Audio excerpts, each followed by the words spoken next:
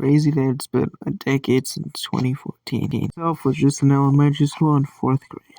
It doesn't feel that long ago, but it really is. Nothing really happened in 2014. It wasn't anything to look back on. The beginning of 2014 was as simple as every year. Wake up, the ball drops, January 1st, 2024. Little do we know this year is probably one of the worst years to forget about. 2014 was the kickoff from Ukraine war to the Israel-Palestine war that we're going through right now 10 years later. Let's get into it. The Ebola crisis.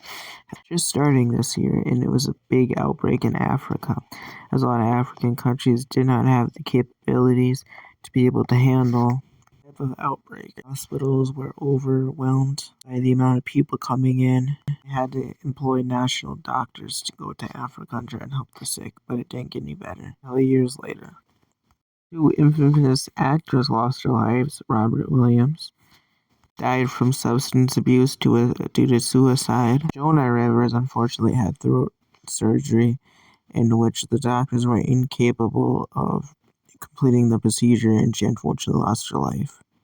Russia takes Crimea from Ukraine, marking a war that would begin 10 years later now. Russia considers Crimea a part of their own homeland. We know that Ukraine had Crimea way before Russia. Russia is now illegally occupying this territory, kicking off the war that we see today in 2022.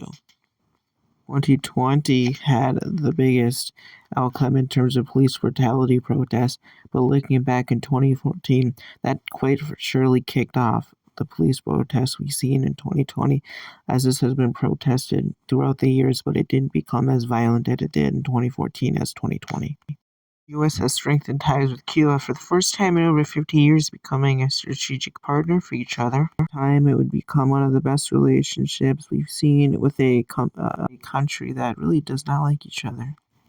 For the first time, the United States and Cuba get along. Sony officially gets hacked by a non-group of individuals in 2014. Easy how this keeps on continuing every decade, as in 2020 we had seen widespread hacks. Another year of hacks. Flight 370 officially in 2014, heading from Malaysia to Beijing, crashed, and many people were not found, and a lot of people lost their lives, as Crash 370 becomes one of the heartbreaking stories of 2014, as a group of people and individuals trying to get to Beijing never even made it close to getting to Beijing, heading off Malaysia. Next up is ISIL. ISIL continues to expand their territory, becoming a global power and a threat to any country, as sovereignty and democracy, as Ali and the Ali religion of ISIL continues to get stronger and stronger as more and more people get involved with ISIS than ever before, as they continue to expand their territories across the globe and establish an Islamic Emirate empire.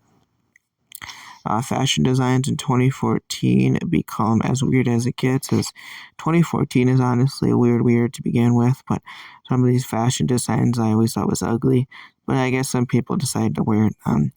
Unfortunately, I've never been a huge fashion guy, so I could care less, but yeah, fashion continues to become the staple of ugliness. Next up, we got a guy known for not forward bowling, but bowling backwards, as he became this is our official feel-good story by the day, by the way, as he got a perfect score bowling, not forward, but backwards, which is the first time in history that we've seen this type of thing happen.